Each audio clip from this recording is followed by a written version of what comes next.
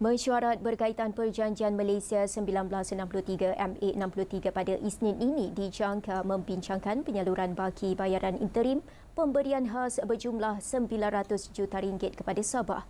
Timbalan Ketua Menteri 2 Datuk Seri Masidi Mancun berkata mesyuarat tersebut turut dijangka membincangkan isu berkaitan hak Sabah terhadap tuntutan 40% hasil bersih persekutuan yang diperoleh dari negeri itu. Pada Mei lepas, Perdana Menteri Datuk Seri Anwar Ibrahim mengumumkan peningkatan geran khas interim kepada Sabah yang melonjak kepada RM1.5 bilion tahun ini berbanding RM600 juta sebelum ini. Langkah itu dilaksanakan sebagai penyelesaian sementara menunggu kaedah pelaksanaan tuntutan 40% hasil negeri itu dimuktamadkan menerusi perundingan rasmi antara Kerajaan Persekutuan dengan Kerajaan Negeri. Kerajaan negeri dan kerajaan persekutuan sedang giat berunding untuk memastikan peruntukan yang diumumkan oleh Yang Amat Berhormat Perdana Menteri dapat dibayar pada tahun inilah.